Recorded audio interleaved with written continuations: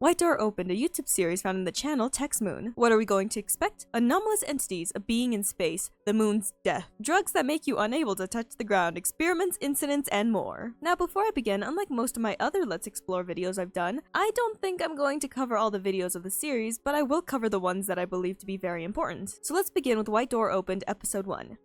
It starts off with the planets, but it's not fun in games because the glitches and ominous visuals and facts makes you question a lot about space. For example, these texts. Another life found humans. The dead blind sphere found the forgotten children. Amnestics have been used in mass to prevent panic and hysteria around the world. All data on the Lutanic Research Center has been archived.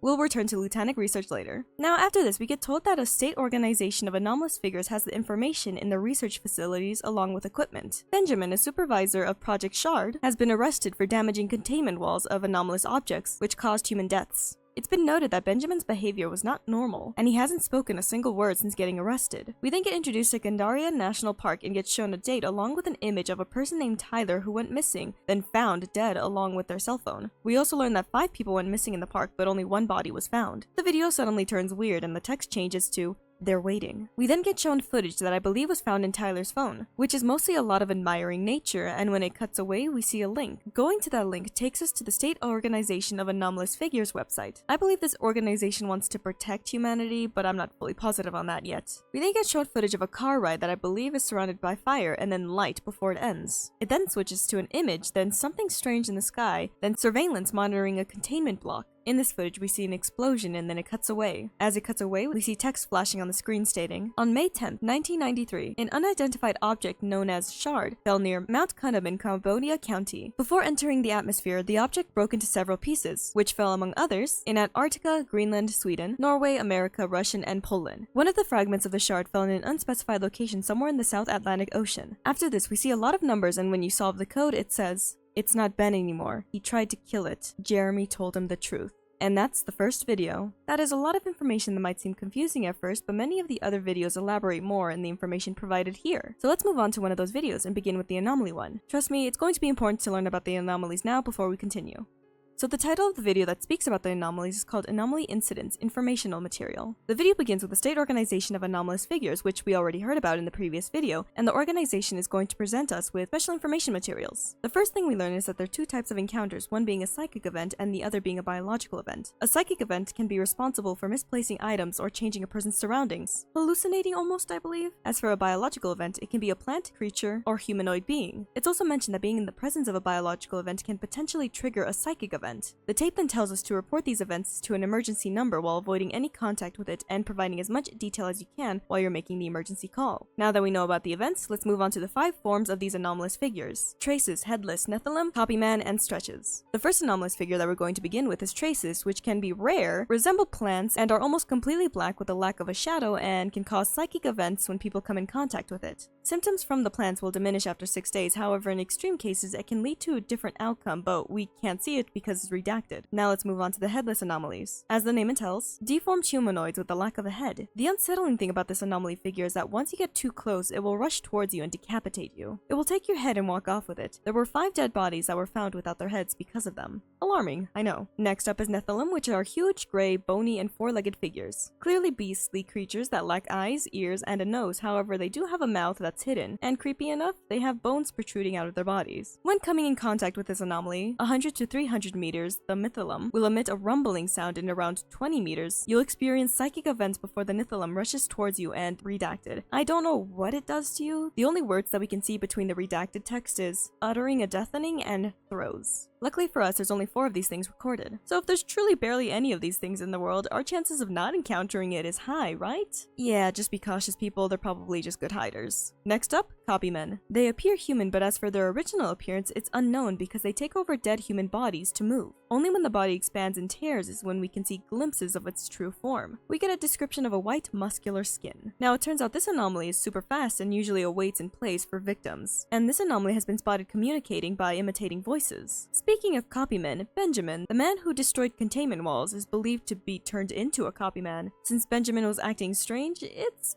possible. Maybe his body was taken over. Now lastly is stretches, a biological anomaly transmitted by touch. Coming in contact with it can cause dizziness and even a loss of consciousness. After regaining your consciousness, your skeletal system changes. It stretches and grows and unsettlingly breaks through your muscles and skin. Internal organs too. After it breaks out, a red liquid oozes out, then dissipates into smoke after an hour later. Speaking of red liquid, these incidents usually happen because the person who gets infected likely visited a location with the same red liquid/smoke paired with a corpse that was infected. By the way, within a week, it ends with death for the victim. Now, this anomaly has a high body count. 146 people died because of the incident of June 12, 1993. But 5 people were successfully isolated and transported to a facility for further observation, so hopefully they can't continue the spread. Now, these are all the types of anomalies we know so far, and at the end, we get asked a question, which was also asked in the beginning. How should you act when encountering an anomalous incident? First, by identifying which anomaly you're encountering, then remaining calm and slowly creating some distance. Make sure the anomaly doesn't follow you or walk in the same direction when you are trying to get away. Secondly, find shelter, stay away from the white door. Okay, rules are rules. And thirdly, apparently a shadow will appear which we must follow because it will keep us safe. Lastly, we should not run. The text gets a bit funny here. Let's flip this text. They are diseased. As for the top text, it's a cipher. When translated, it says, "Bring me your head, children." That's unsettling. Now that we know this information, another important video we need to get to is the Headless I video. It's a commercial for a drug. Do you hate being sad and weird? Try Lutanic's amazing product Headless I. I don't know if I'm pronouncing it correctly, leave me alone. This drug is made with liquid helium and special psychodrine. Now remember when I said we will be returning to Lutanic soon?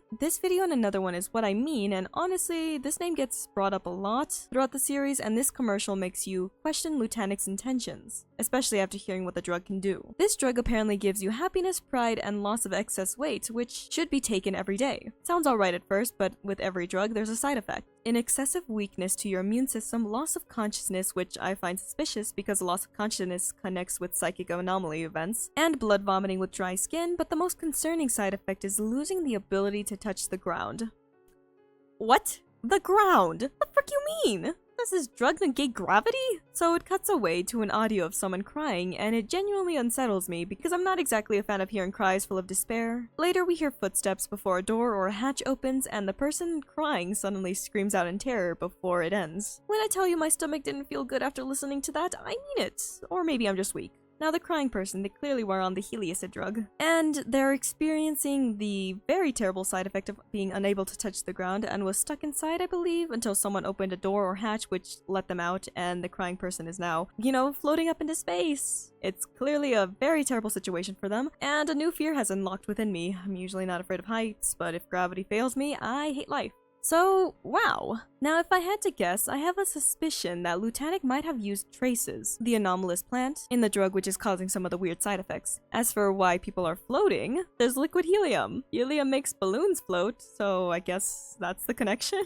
Very dangerous combinations. Now, after watching this video, my trust with Lutanic is very low. And from here on, they just get more suspicious as we go. They're always there when it involves an anomaly or the research of it. And with this drug, I don't really think their intentions are that great. Now let's move on to the second episode, which is the continuation to the first episode of The White Door Opened. Complicated, I know, I'm doing this out of order. It brings up 5 disappearances, which each came in contact with an anomaly known as Jeremy. We'll get to that later. The first victim's body was located in a lake in southern Poland, and we get shown footage of someone lying in the sand before cutting away to someone on a car ride. While wandering, we see flashing on the screen the words, "Look up." Suddenly the camera drops and we hear screaming. It cuts away and someone is running away before turning back to see a bright light, and the footage ends there, and switches to text explaining that after Elucid was discontinued, 6 dead bodies were found 40 meters above the ground and 2 survivors were found later screaming for help. We get shown photographs of the people in the sky, and what made me giggle seeing the text, birds. Wow. After this, we see what I can only believe to be overgrown traces and a voice recording. It seems like the world is changing due to life scattering and clinging onto the surface, the shadows covering the globe. It also mentions a construction which people don't remember, and there's a dimension hidden beyond the human sense of sight. There's fears for what's hidden within the darkness, especially after all the deaths and disappearances. The white gateway was closed to the blind deity, but opened to noise, and everything died.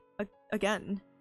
We then see a code, and when translated it says, "Noise will soon silence everything." There's also a code in the description, and when translated it says, "Noise found a way. It is getting closer." And that's the video. Besides the bodies in the sky and the final dialogue, one thing to take note of is Jeremy. Jeremy is very important. And to learn why, we need to move on to this video titled He's Awake. We get shown a recording with an image of a person looking at something, which they called a shard. Remember in the beginning when I mentioned that an object came into the sky and broke into multiple pieces which scattered all around? This shard is one of the pieces. In addition to that, traces were found in the area and the person described it as not being an animal or human. The recording cuts there and we see text saying, Jeremy is awake. And hidden, it says he's not alive. Speaking of Jeremy, we get shown a map which shows red dots that symbolize where anomalies are, I believe, and there's a red line pointing towards Antarctica, and there's writing above the line that says, Path to Jeremy. Now, I don't know if this shard is called Jeremy or if Jeremy is just hanging around it, but Jeremy is important, like I keep saying. At the end of the video, we get another recording which talks about heavy vegetation, I believe it's talking about the traces, and wanting to look more into Jeremy. There was even a brief comment saying how strange it is to give such a creature a name. I find it amusing personally. And after this, they mentioned that the agency seems to be trying to hide this. So the one making this recording is trying to uncover the truth about Jeremy and everything going on before it's too late. That's where the video ends. Personally, I think Lieutenant is trying to hide everything. Now next video, Collider. The video opens with a voice telling us that the Collider was not prepared for something and that there is new shards, which helped them gain more information. And during the test, apparently animals and humans were being used, and this caused a concern because they're going through transformations. Usually they die during experiments, but for those who didn't die, they're experiencing extreme changes. They lose both their consciousness and their former bodies. And before the recording cuts, it says that there's something more than humans now. It then changes to an emergency alarm because there's a security breach and the video ends. Now this is just a hunch, but maybe their experiments could be the potential origins or the source for most of the anomalies that we know so far. It was stated that their bodies changed, so who's to say that they aren't becoming a Headless or Nephilim or any of the other anomalies? Also, because the shards were found by traces, the shards might have an effect that can cause these changes. So maybe the organization responsible for the experiments figured out a way to do the same to living beings, and they're using the shards for the experiments. Now what I'm going to say next is a bit of a guess again,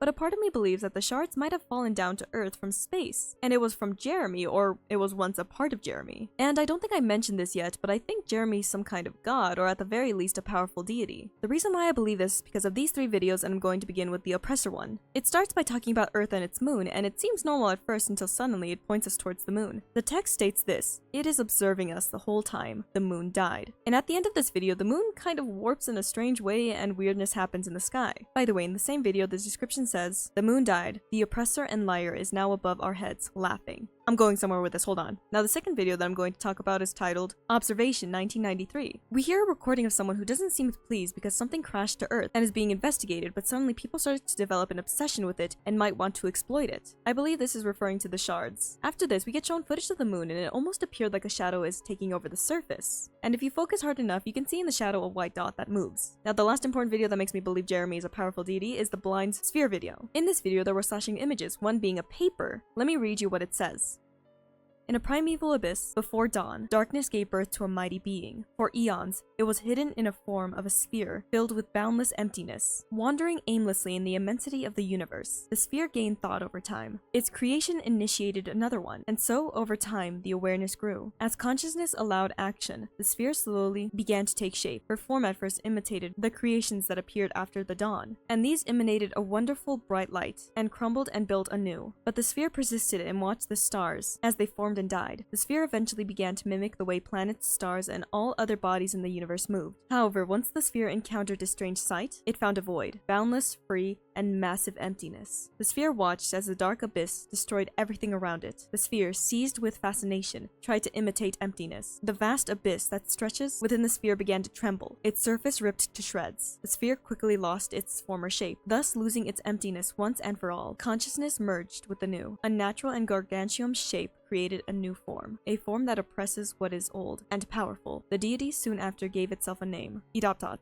I don't know how to pronounce it, I'm sorry. Now, that was a lot, those three videos. So Idoptot, I think that's Jeremy. And yes, it gave itself a name, but maybe the people on Earth didn't ask for its name, it just decided to call it Jeremy. I could be wrong, but I can't figure out who else could be Jeremy. And the fact that the paper used the pronoun her at some points is kind of what makes me believe this theory is incorrect, because, you know, Jeremy, at the very least from what I believe, is mostly referred to as a he or they, so I could be wrong, and I'll accept it if I'm wrong, because, you know, I'm pulling for strings here. But let me tell you why I believe Jeremy is the powerful deity, or at least a powerful deity. The first video that I mentioned said the moon died and something is observing us. I think that's Jeremy, and Jeremy killed the moon so that it can use it as a place to monitor Earth. Secondly, the other video we see, the moon is getting taken over. I believe Jeremy is doing that. And as for why I believe Edoptot is Jeremy, Edoptot is clearly an observer based on the paper that we just read, and it could also evolve while being connected to emptiness and darkness. And you know what? I'm pretty sure Jeremy is also an observer, and you know how Jerry took over the moon? With darkness. This is why I believe they're one and the same. But then again, I did found this one code that said Jeremy let him live. Edoptot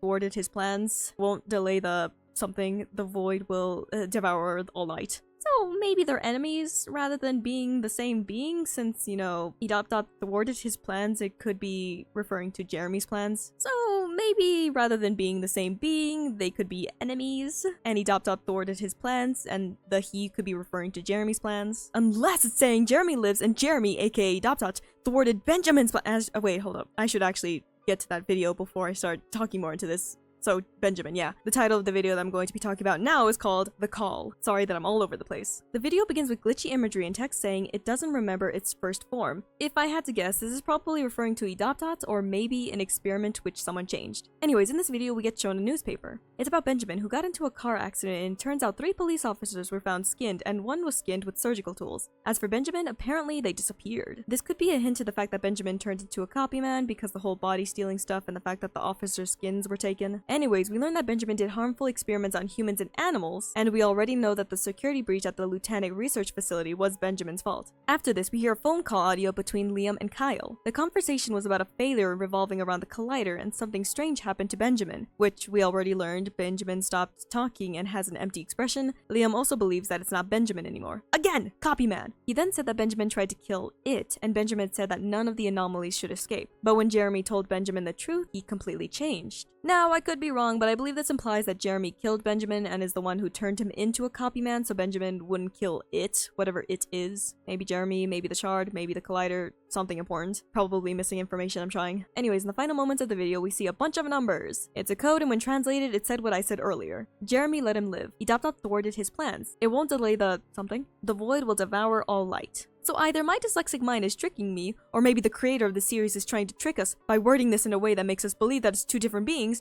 but it's actually one, and this is a funny way of hinting at that. Jeremy, is he alive? Edoptot thwarted his plans? Did he thwarted Benjamin's plans, or Jeremy's plans? Look, again, I'm trying. You know, sometimes when I cover a series, I feel like the creator watches and then starts laughing at me because I get something so wrong, or I'm just overthinking everything. I am so sorry.